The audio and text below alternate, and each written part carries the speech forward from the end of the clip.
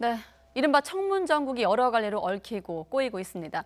민주당 초선 의원들이 장관 후보자들 가운데 최소 한 명에 대해선 결단이 필요하다는 입장을 지도부에 전달했습니다. 청와대와 지도부의 고심이 깊어지고 있는데 나이트 포커스 오늘은 박진영 민주당 상근 부대변인 또 장성철 공감과 논쟁 정책센터 소장 두 분과 함께하겠습니다. 네, 안녕하십니까? 네, 오늘이 수요일이죠. 네. 수요일이고 이제 화, 수, 목, 금 이렇게 나흘이란 시간이 대통령이 기한으로 정한 시간이어서 사실 그 나흘을 가지고 어제까지만 해도 숙고와 임명이 한 중간 정도쯤 이렇게 재단을 했는데 지금 더민초 초선 의원들이 공개적으로 목소리를 내면서 조금 분위기가 바뀐 것 같습니다. 관련 발언부터 듣고 첫 질문 드리도록 하겠습니다.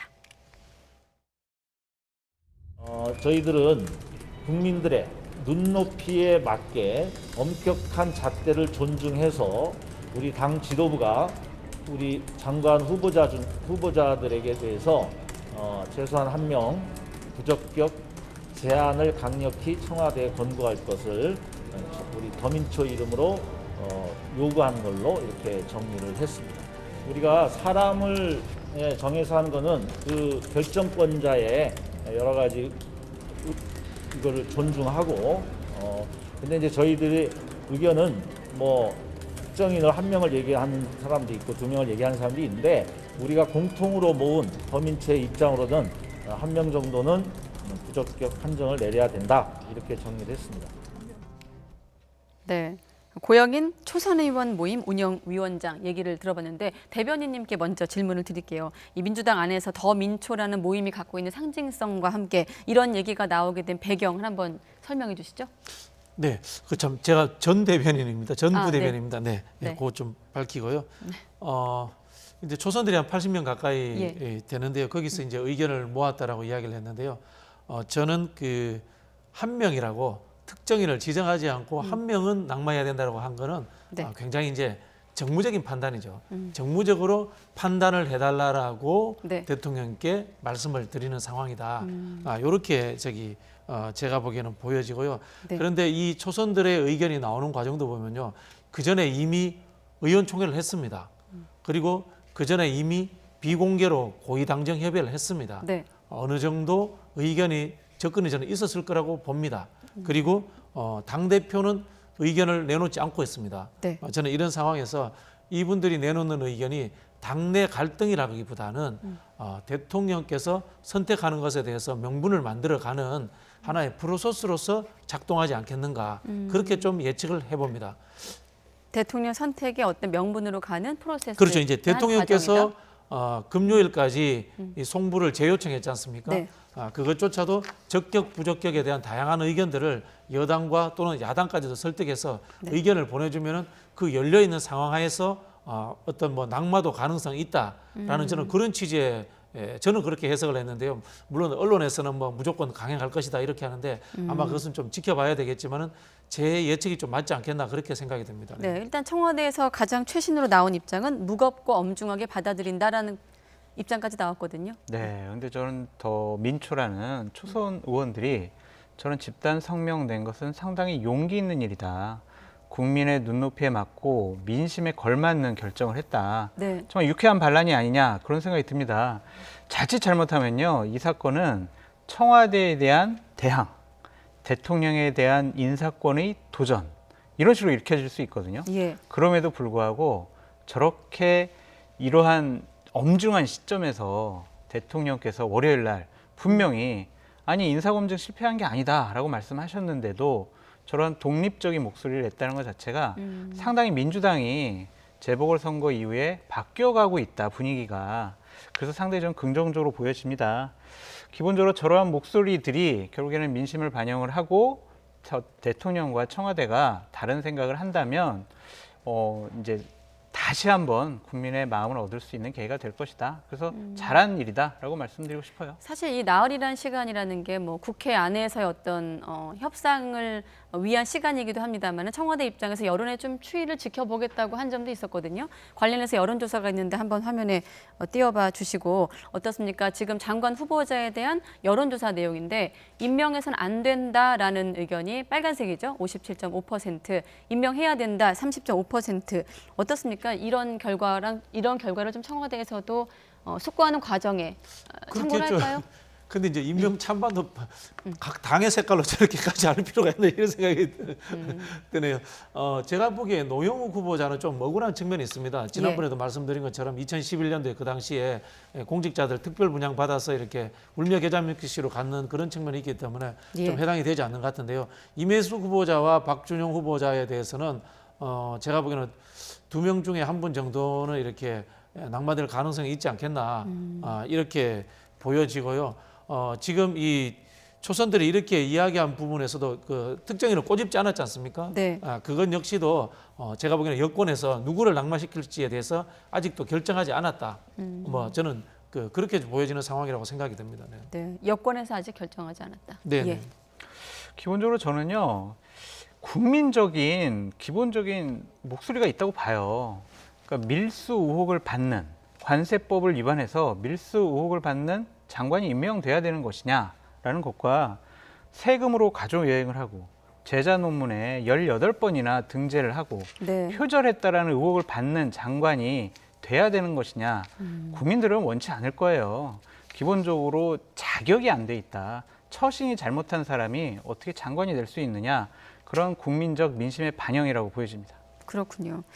지금 가장 여기와 관련된 입장을 갖고 있는 사람들은 다 고민이 많겠습니다만 아무래도 민주당 송영길 대표 가장 머리가 좀 복잡하지 않을까 싶은데 송 대표 지금 시점에서 어떤 역할을 좀 할 수 있을까요? 저는 정리된 공식 발언을 안 하실 거라고 봅니다. 안 하실 거라고 보는 게 왜 그러냐면요. 네. 초선들도 오늘 단체로 저런 입장을 밝혔지만은 재선들도 또 입장을 밝혔거든요.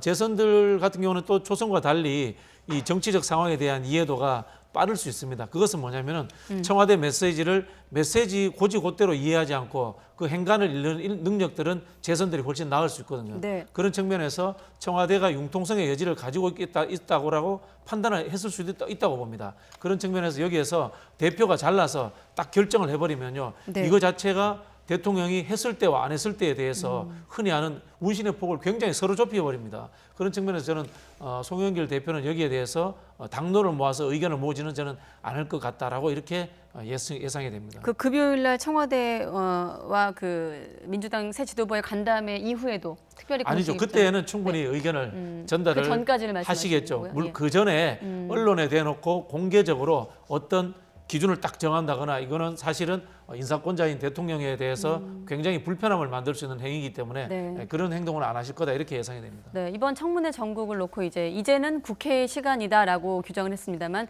제가 볼 때는 이제는 여당의 시간이 아닌가 이런 생각이 들 정도로 여당 내에서 해법 모색이 좀 복잡해 보이는데 말씀하신 대로 금요일 그 시점을 기준으로 할 때 그 이전에는 별로 여당에서 크게 입장이 안 나올까요? 그렇죠. 송영길 대표나 윤호중 원내대표 모두 다 지금 말을 아끼고 있어요. 그래서 당내 의견을 수렴하는 것으로 보여지고요. 네.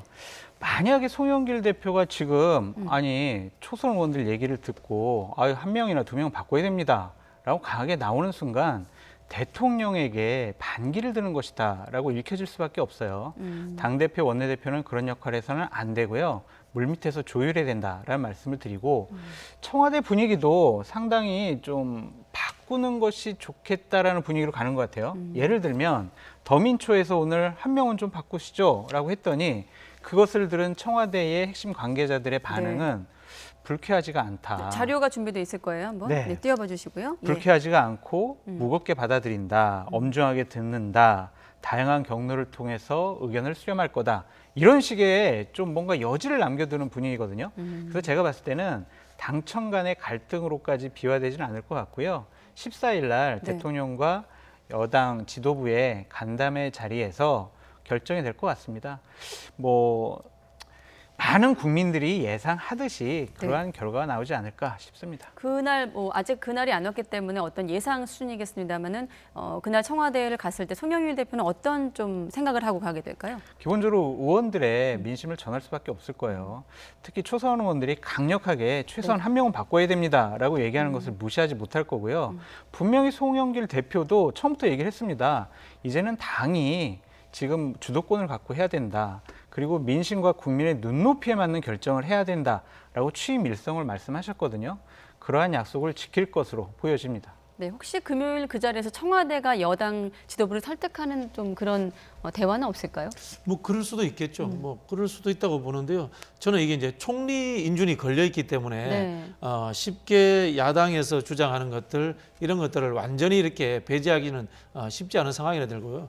제가 만약에 뭐 이 시나리오를 짠다면은 네. 이 장관 중에 한 분이 이렇게 낙마가 된다면은 그 상황을 가지고 총리 인준을 본회의에 올려서 야당에게 자유투표 정도, 뭐 당론 찬성이 아니고 자유투표 정도라도 요구한다면은 야당이 안 받을 수가 없을 겁니다. 그런 상황이 된다면은 제가 봤을 때 그 김부겸 총리 후보자 같은 경우는 야당에서도 찬성표가 많이 나올 거예요. 그런 상황이 되면 또 전국의 흐름 자체가 야당에게 그렇게 유리한 것만은 아니거든요. 그런 측면에서 저는 대통령께서 이런 전국의 흐름을 보면서 좀 초선들이 아까 말씀드렸지 않습니까? 네. 한 명 선택하라는 건 정무적 판단을 요구하는 거라고 저는 대통령께서도 정무적 판단을 하지 않을까 그렇게 예상을 해봅니다. 근데 제가 봤을 때는 좀 쉽게 푸는 방법이 있어요. 네. 그러니까 뭐냐면 후보자들이 그냥 자진 사퇴하는 방안. 그렇다면 대통령께도 부담이 안 되고 여당에도 부담이 안 됩니다. 지금 문재인 정권 들어서 대통령께서 지명한 장관 후보자를 딱 한 번 지명 처리한 적이 있어요. 2019년에 최종호 과기정통부 장관 후보자를 네. 지명 처리했는데 당시에도 대통령께 상당히 부담되는 그러한 결정이었다라는 얘기가 많았거든요. 네. 지금 그 당시만 해도 대통령의 지지율이 높았고 여당 지지율이 높았는데 지금은 지지율이 하락하고 있는 상황에서 지명 철회까지 한다면 대통령의 권위가 상당히 손상될 여지가 있다. 그렇기 때문에 후보자들이 물밑에서 조율을 통해서 자진 사퇴하는 쪽도 생각해 볼 만하다라고 말씀드립니다. 네, 소장님은 후보자들이라고 표현하셨는데 한 명 이상이 돼야 된다고 보시나 봐요. 그러니까 밀수한 장관, 그리고 세금 갖고 가족 여행한 장관 후보자 다 부적절한 것 같아요. 이것은 국민들이 다 일반적으로 생각할 거라 보여집니다. 네, 알겠습니다. 지금 아직 그 장관 3명 후보자에 대한 입장이 정리가 되지 않았기 때문에 역시나 여야는 오늘도 양보 없는 기싸움을 이어갔습니다. 여당 같은 경우는 김부겸 국무총리 후보자 인준 표결부터 먼저 처리하자 이런 입장인데 야당은 또 생각이 다르죠. 한번 야당 입장 들어보고 오겠습니다. 3명의 장관 후보자는 명확하게 부적격자이기 때문에 사퇴하거나 지명 처리하는 것이 맞다라는 입장이고요. 김부겸 국무총리 후보자의 경우에도 여전히 말씀드렸습니다만 많은 부적격 사유가 있다라고 저희들은 판단하고 있습니다. 네, 여당은 지금 좀 청와대하고 어떤 소통, 이런 동선 정리를 좀 해야 된다면 야당 같은 경우는 지금 총리 인준 문제랑 장관 이른바 3인방 낙마 문제를 연계하고 있는데 야당은 지금 어떤 좀 계산이라고 해야 될까요? 생각을 하고 있는 건가요? 지금 시점에서. 그렇죠. 아까 말씀드렸겠지만 이제 야당은 최대한 이렇게 낙마를 시키겠다라는 그런 입장인 것 같은데요. 그걸 이제 김부겸 총리 동의안까지 연계해서 하는 건데 이게 무작정 끌고 갈 수는 없을 겁니다. 그게 제가 앞에서도 말씀드린 것처럼 김부겸 총리에 대한 야권 내부에서도 호감도가 있기 때문에 자유투표만 가더라도 실제로 표가 많이 나올 겁니다. 그런 측면이기 때문에 무작정 밀어붙일 수는 없을 것이다 이런 생각이 들고요. 한 명 정도라도 낙마하면은 야당은 또 그걸 가지고 충분히 성과를 얻었다라고 또 홍보할 수 있는 그런 측면이 있고요. 물론 뭐 2명 정도 낙마시킨다면은 야당 입장에서 더 좋겠지만은 그 정도도 저는 이제 물러설 수 있는 상황이 아닌가 싶고요. 네. 지금 상황이 이 마지막 장관 총리 임명되는 상황에서 여야가 지나가는 역사를 가지고 계속해서 논쟁을 하는 것 자체가 양당이 다 대권 레이스라든가 당대표 경선 레이스에 큰 도움이 되지 않기 때문에 저는 무난한 적전선에서 타협이 이루어지지 않을까 그렇게 예측을 해봅니다. 네. 그리고 좀 더 들여다보면 이제 장관 후보자들 문제하고 좀 다르게 총리 인준 문제는 국민의당하고 정의당이 찬성 입장을 밝히고 있는 상황이거든요. 이 청문장을 계속 끌고 가는 것이 또 국민의힘 입장에서 그렇게 유리하진 않을 수도 있지 않습니까? 맞아요. 네. 그러니까 특히 국무총리 후보자 같은 경우에는 그렇게 결격 사유는 아닌 것 같아요. 저번 행정안전부 장관도 하지 않았습니까? 그때는 그럼 적격하고 지금은 적격하지 않다? 이것은 이중잣대라고 보여지고요. 네. 국무총리를 임명 심사 결과 보고서를 채택하지 않겠다라는 것 자체가 명분과 실리가 없는 행동이에요. 왜냐하면 아무리 봐도 부적격한 것 같지는 않다라는 것과 실리적으로 봐도 심사 결과 보고서를 채택하지 않더라도 국회의장이 직권상정을 하면요. 네. 본회의에서 표결 처리할 수밖에 없어요. 그렇다면 막을 수가 없습니다. 야당의 힘으로. 그러니까 집중하는 게 좋아요. 자, 이 장관 후보자 2명만큼은 정말 도저히 국민 눈높이에 맞지가 않다. 자격이 없다. 네. 도덕성에 문제가 많다. 이렇게 해야지 국무총리와 장관 후보 3인방 연계시키는 것 자체가 국민회의의 전략 미스다라고 말씀드립니다. 네. 자, 그런데 내일 원내대표 회동이 예정돼 있습니다. 어떤 좀 그 안에서 좀 합의점을 찾을 수 있을까요? 아니 뭐 내일 저는 뭐 합의가 되지는 않을 것 같고요. 네. 아마 이 청와대 이 여당 지도부와의 회동까지 지켜보면서 적절한 수준의 힘겨루기 하는 뭐 그 정도로 될 것 같다는 생각이 들고요. 장성철 소장님 말씀하신 것처럼 야당 입장에서는 전략적으로 그렇게 나올 수는 있다고 봅니다. 총리 후보자와 장관 3명과 분리해서 대응하는 안을 여당에 제안하는 그런 상황까지는 저는 나올 수 있지 않을까 그렇게 예측을 해봅니다. 네. 그럼 그 송영길 대표와 김기현 당대표 권한대행의 만찬 자리도 비슷할 거라고 보시는 좀 거고요? 비슷할 거라고 봅니다. 네. 그렇군요. 이렇게 한번 질문을 드릴게요. 이제 오늘이 수요일이고 목요일 그리고 금요일 오전 11시까지 시간이 있는데 이 시간을 여당 입장에서는 어떻게 좀 활용을 할까요? 내부적인 단속을 하는 게 맞아요. 지금 내부에서 공개적으로 다른 얘기가 나오면은요, 언론에서는 여권이 분열하고 있네, 대통령의 인사권에 도전하고 있네, 아 이것은 레임덕의 정말 정확한 징조야. 이런 식으로 몰고 갈 수가 있거든요. 네. 그래서 지금 송영길 대표나 윤호중 원내대표는 의원들 하나하나 한 분 한 분 만나서 당 지도부의 입장도 얘기해주고 청와대 입장도 조율해주고 이렇게 다독이는 게 맞아요. 자칫 잘못하면 이번에 이걸 잘못 처리하면 송영길 대표 체제가 처음 출발부터 삐걱될 수밖에 없어요. 네. 지금 송영길 대표의 리더십이 정말 관심을 이끄는 그런 중요한 단계다라고 말씀드립니다. 뭐 앞서도 말씀드렸습니다만 아직 금요일 오전 11시가 되지 않았기 때문에 역시 예상 질문인데 만약에 그때 당청 간의 어떤 소통에서 별 소득이 없다면 그 다음 단계는 어떻게 되는 겁니까?